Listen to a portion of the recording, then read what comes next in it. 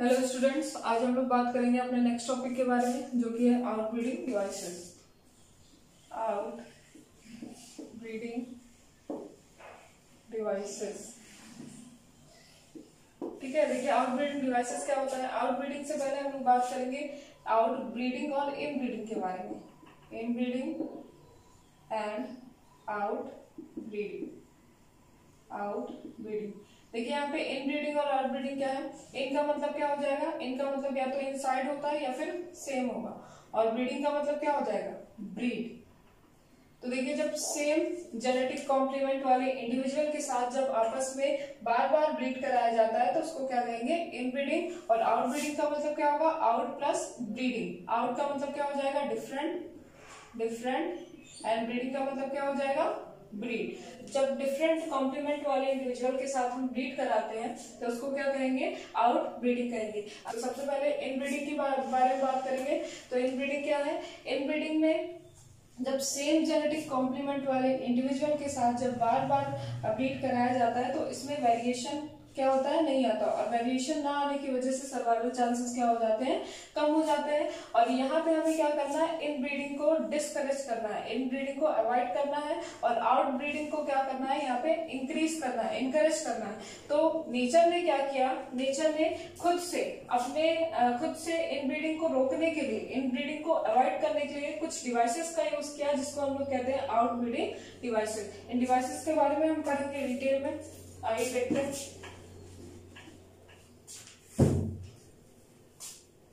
सबसे पहले है receptivity.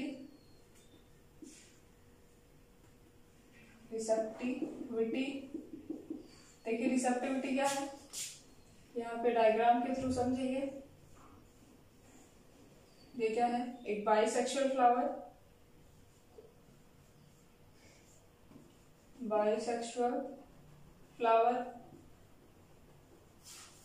This is the stamen and this is carpel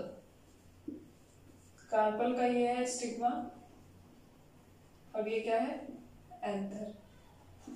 तो देखिए, जब पॉलिनेशन हो रही होती है तो ये क्या करता है, स्टिग्मा किसी भी पॉलन ग्रेन को रिसीव करता है। रिसीव करने के बाद देन उसके बाद क्या कराएगा, फर्टिलाइजेशन कराएगा। अब देखिए रिसेप्टिविटी में क्या होता है, जो आउटब्रीडिंग डिवाइसेस है उसमें जो पहली टेक्निक होती है, इसमें क्या होता है, ये जो एंथर है, देखिएगा ध्यान से, ये जो एंथर है वो मैच्योर हो जाता है, मैच्योर हो जाएगा। और ये स्टिग्मा क्या हो जाएगी, इमेच्योर होगी। स्टिग्मा इमेच्योर होगा, मतलब कि डिफरेंट टाइम में क्या होते हैं, ये मैच्योर और इमेच्योर होते हैं। डिफरेंट टाइम में मैच्योर होते हैं, मतलब कि इसकी जो मैच्योरिटी है वो पहले हो जाएगी और ये जो स्टिग्मा है वो बाद में मैच्योर होगा। तो जब ये एंथर पहले मैच्योर हो जाएगा तो पॉलन ग्रेन जब रिलीज होगा और जाएगा स्टिग्मा पे। अब ये इमेच्योर है, ये क्या करेगा, स्टिग्मा रिसीव ही नहीं करेगा। स्टिग्मा क्या करेगा, पॉलन ग्रेन को रिसीव ही नहीं करेगा, और जिससे क्या होगा, पॉलिनेशन नहीं होगी। और जब पॉलिनेशन नहीं होगी तो यहाँ पे क्या होगा, इनब्रीडिंग क्या हो जाएगा, डिक्रीज हो जाएगा। इनब्रीडिंग क्या हो जाएगा, अवॉइड हो जाएगा।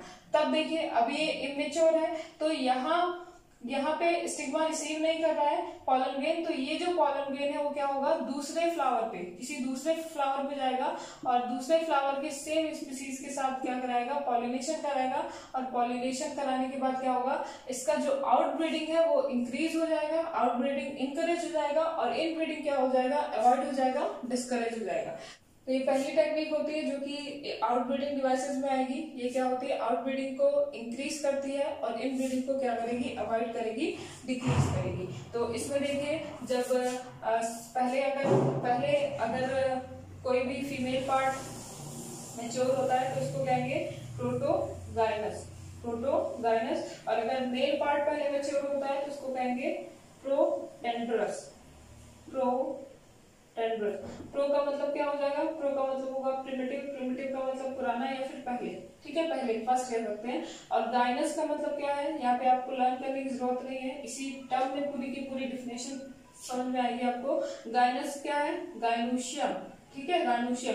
तो प्रिमिटिव गायनोशियम का मतलब है जब गायनोशियम पहले ही क्या हो जाएगा, मेच्योर हो जाएगा, गायनोशियम पहले ही मेच्योर हो जाएगा, फीमेल पार्ट पहले ही मेच्योर हो जाएगा, तो उसको क्या कहेंगे, प्रोटोगायनस कहेंगे। और प्रोटेंड्रस का मतलब देखिए एंड्रस यहाँ पे है, एंड्रस मीन्स एंड्रूशियम, क्या हो जाएगा, एंड्रूशियम। और प्रो का मतलब हो जाएगा प्रिमिटिव। तो जब एंड्रूशियम पहले क्या हो जाएगा, डेवलप हो जाएगा, पहले मैच्योर हो जाता है, तो इसको क्या कहेंगे, प्रोटेंड्रस। समझ में आइए, प्रोटोगायनस क्या है, जब फीमेल पार्ट पहले मैच्योर हो जाएगी, फीमेल पार्ट जब पहले मैच्योर होगी तब इसको कहेंगे प्रोटोगायनस, और जब मेल पार्ट पहले मैच्योर होगा तब इसको कहेंगे प्रोटेंड्रस।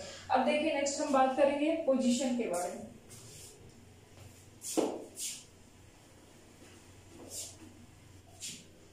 नेक्स्ट है आपका पोजीशन। पोजीशन में देखिए अगर फीमेल रिप्रोडक्टिव ऑर्गन और मेल रिप्रोडक्टिव ऑर्गन की पोजीशन अगर चेंज हो गई, मीन्स अगर एंथर क्या है बहुत ही नीचे है और स्टिग्मा क्या है बहुत ही हाइट पे है, तो विंड जब आती है तो विंड से पॉलिनेशन इस तरह से बहुत ज्यादा हाइट पे तो जाएगा नहीं पॉलन ग्रेन, तो क्या होता है यहाँ पे जब इनकी पोजीशन ही चेंज हो जाती है, बहुत ज्यादा हाइट पे है स्टिग्मा और एंथर जो होता है वो बहुत ही लोअर है, तब भी क्या होता है ये आउट ब्रीडिंग को क्या करेगा, इनकरेज करेगा, और इन ब्रीडिंग को क्या करता है, डिस्करेज करता है। तो ये भी एक टेक्निक होती है जिसमें पोजीशन की वजह से इनमें जो इन ब्रीडिंग होती है वो अवॉइड होती है। अब नेक्स्ट बात करेंगे सेल्फ इनकॉम्पैटिबिलिटी।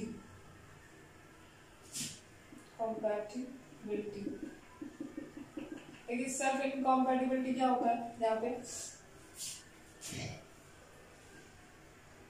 यहाँ पे ये क्या है, फीमेल रिप्रोडक्टिव ऑर्गन है और ये क्या है, मेल रिप्रोडक्टिव ऑर्गन है। ये आपका हो गया पूरा flower. This is the anther and this is the stigma. तो देखिए इस टेक्निक में क्या होता है, यहाँ पे स्टिग्मा जो होगा, जब एंथर क्या होता है, स्टिग्मा के अंदर ये एबिलिटी होती है कि पॉलन ग्रेन को क्या करता है, रिकॉग्नाइज कर सकता है, पॉलन ग्रेन को रिकॉग्नाइज कर सकता है। तो यहाँ पे जब एंथर है, एंथर जब बहुत सारे एंथर आ रहे होते हैं स्टिग्मा पे सेम फ्लावर से, ध्यान दीजिएगा सेम फ्लावर से अगर आ रहे होते हैं, तो स्टिग्मा के अंदर क्या होता है, कुछ स्टिग्मा के अंदर कुछ केमिकल्स होते हैं जो कि इसको रिकॉग्नाइज कर लेते हैं कि हमारे सेम फ्लावर के ही क्या है, सेम जेनेटिक मटेरियल वाले ही क्या है, पॉलन ग्रेन है। तो ये क्या करता है, ये जो स्टिग्मा है रिसीव ही नहीं करेगा, ये क्या करेगा, स्टिग्मा रिसीव ही नहीं करेगा पॉलन ग्रेन को, और जब रिसीव नहीं करेगा तो ये जो पॉलन ग्रेन है वो दूसरे किसी फ्लावर के साथ जाके क्या करेगा, पॉलिनेशन कर लेता है। तो इस तरह की जो टेक्निक होती है उसको हम लोग सेल्फ इनकॉम्पैटिबिलिटी कहते हैं, जिसमें जो स्टिग्मा होता है सेम जेनेटिक मटेरियल वाले पॉलन ग्रेन को रिसीव नहीं करेगा, और रिसीव ना करने की वजह से जो इनब्रीडिंग होगा वो क्या हो जाएगा, डिस्करेज हो जाएगा, प्रिवेंट हो जाएगा, और आउटब्रीड क्या होता है वो इनकरेज हो जाता है। तो ये हो गया आपका आउटब्रीडिंग डिवाइसेस। नेक्स्ट हम बात करेंगे आर्टिफिशियल टेक्निक के बारे में, आर्टिफिशियल हाइब्रिडाइजेशन। आइए देखते हैं artificial hybridisation.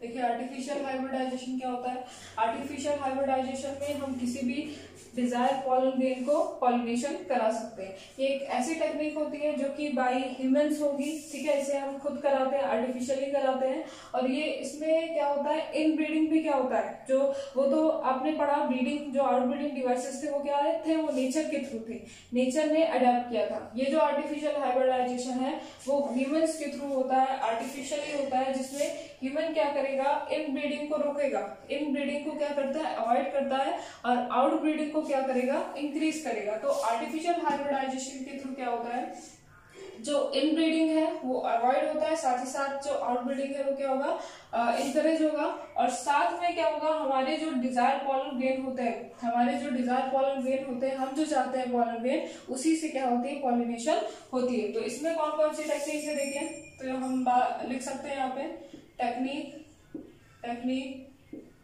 Where desired pollen grain used for pollination and fertilisation तो technique where desired pollen grain use for pollination and fertilisation, इसी को हम क्या कहते हैं, आर्टिफिशियल हाइब्रिडाइजेशन कहेंगे। देखिए इसमें सबसे पहले आता है इमैस्कुलेशन। सबसे पहली जो टेक्निक होती है उसमें इमैस्कुलेशन होती है, इंपॉर्टेंट है एग्जामिनेशन पॉइंट ऑफ व्यू, और आपका जो प्रैक्टिकल एग्जाम होता है उसमें भी ये पूछा जाता है, ये दिया जाता है प्रैक्टिकल। तो और दूसरा क्या होता है, बैगिंग एंड देन रीबैगिंग। तो सबसे पहले बात करेंगे इमैस्कुलेशन की। इमैस्कुलेशन क्या होगा, ध्यान से देखिएगा, यहाँ पे हमें अपने डिजायर्ड पॉलन ग्रेन चाहिए, आर्टिफिशियली हम क्या कराते हैं, हाइब्रिडाइजेशन कराएंगे। आर्टिफिशियल हाइब्रिडाइजेशन इसलिए भी कराते हैं क्योंकि हमें सुपीरियर क्वालिटी, ठीक है, सुपीरियर क्वालिटी के जो फ्लावर्स होते हैं, सुपीरियर क्वालिटी के जो फ्लावर्स होते हैं वो चाहिए होते हैं। जैसे कि मान लीजिए प्लांट 1 है और प्लांट 2 है, तो यहाँ पे प्लांट 1 की जो प्लांट 1 का जो कैरेक्टरिस्टिक है, इसमें क्या होता है, सुपीरियर क्वालिटी का फ्लावर होता है, सुपीरियर क्वालिटी का फ्लावर जनरेट होगा। और प्लांट 2 जो है इसमें क्या होता है, लोअर क्वालिटी होती है, फ्लावर की जो क्वालिटी है वो बिल्कुल क्या होगी, पुअर होगी, ठीक है। और प्लांट सी है, यहाँ पे देखिए, यहाँ पे प्लांट सी है, इस प्लांट सी की भी जो क्वालिटी है, ठीक है, क्वालिटी है वो क्या है, सुपीरियर है, मतलब कि ये हाई यील्डिंग देता है, बहुत ही ज्यादा अमाउंट में फ्लावर जनरेट करेगा। तो ये सुपीरियर क्वालिटी वाले को हमें इस लोअर क्वालिटी वाले फ्लावर से ब्रीड होने से बचाना है। तो हम क्या करेंगे, इसमें कुछ ऐसी आर्टिफिशियल टेक्निक का इस्तेमाल करेंगे जिसमें प्लांट 2 से ये पॉलिनेशन करने से रोके और प्लांट 1 से क्या करा देंगे, इसका पॉलिनेशन कराएंगे। तब जो हमें फ्लावर मिलेगा वो क्या होगा, सुपीरियर क्वालिटी का मिलेगा, और हाई यील्डिंग भी क्या होगी, यहाँ पे होगी, हाई यील्डिंग भी यहाँ पे होगी, मतलब कि फ्लावर क्या होंगे, ज्यादा से ज्यादा अमाउंट में हमें मिलेंगे। तो अब देखिए यहाँ पे कुछ टेक्निक का इस्तेमाल करेंगे, जिसमें क्या है, पहला इमैस्कुलेशन।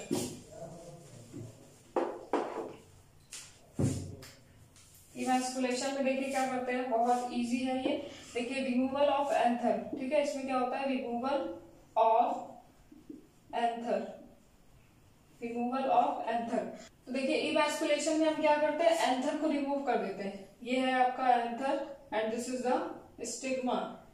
इसमें क्या करते हैं, हम एंथर को मैच्योर होने से पहले ही क्या कर देते हैं, रिमूव कर देते हैं with the help of forceps. Forceps की हेल्प से इस हम एंथर को हमने क्या कर दिया, रिमूव कर दिया इस फ्लावर से।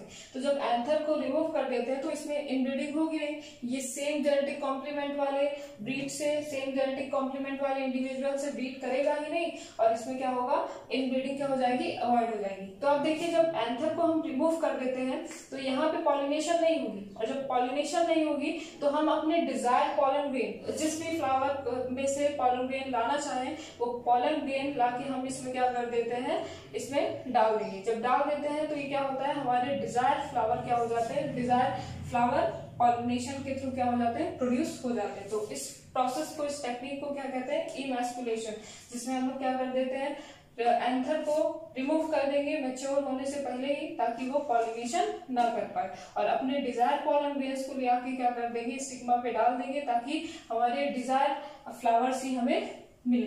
तो ये क्या होता है, टेक्निक होती है इमैस्कुलेशन की। अब नेक्स्ट आप बात करेंगे बैगिंग की। नेक्स्ट है आपका देखिए बैगिंग। अब देखिए बैगिंग में क्या होता है,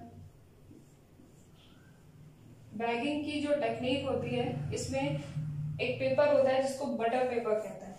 बटर पेपर से यहाँ पे जो स्टिग्मा होता है इसको मैच्योर होने से पहले, स्टिग्मा को मैच्योर होने से पहले क्या कर देते हैं, कवर कर दिया जाता है। कवर क्यों करेंगे, कवर इसलिए करेंगे ताकि ये इस एंथर से पॉलन ग्रेन ना आ सके और इसमें पॉलिनेशन ना हो सके। तो हम क्या कर देते हैं, इसको मैच्योर होने से पहले ही क्या कर देते हैं, इस स्टिग्मा को बटर पेपर से कवर कर देंगे, और कवर करने के बाद अपने जो डिजायर पॉलन ग्रेन होते हैं उसको ले आके हम डाल देंगे, बटर पेपर हटाएंगे, और हटाने के बाद क्या करते हैं, यहाँ पे डिजायर पॉलन ग्रेन को ले आके यहाँ पे डाल देंगे ताकि हमारे डिजायर्ड फ्लावर ही क्या हो यहाँ पे प्रोड्यूस हो। तो बैगिंग की जो टेक्निक होती है उसमें क्या करते हैं, हम स्टिग्मा को, हम जो स्टिग्मा है जो कि पॉलन ग्रेन को एक्सेप्ट कर रहा है, बटर पेपर से कवर कर देंगे ताकि ये पॉलिनेशन ना कर पाए किसी भी फ्लावर से। नेक्स्ट उसके बाद देखिए रीबैगिंग क्या होता है। रीबैगिंग का मतलब होता है हमने पॉलन ग्रेन डाला, पॉलन ग्रेन डालने के बाद क्या करते हैं, हम बटर पेपर से फिर से इसे क्या कर देते हैं, कवर कर देंगे। तो जब फिर से कवर कर देते हैं, दोबारा कवर कर देंगे तो इसको क्या कहा जाएगा, रीबैगिंग। क्यों कवर करते हैं, क्योंकि दोबारा कोई भी पॉलन ग्रेन, कोई दूसरे फ्लावर का पॉलन ग्रेन यहाँ पे पॉलिनेशन ना कर पाए। तो ये जो टेक्निक होती है वो हम आर्टिफिशियल हाइब्रिडाइजेशन में क्या करते हैं, यूज करेंगे।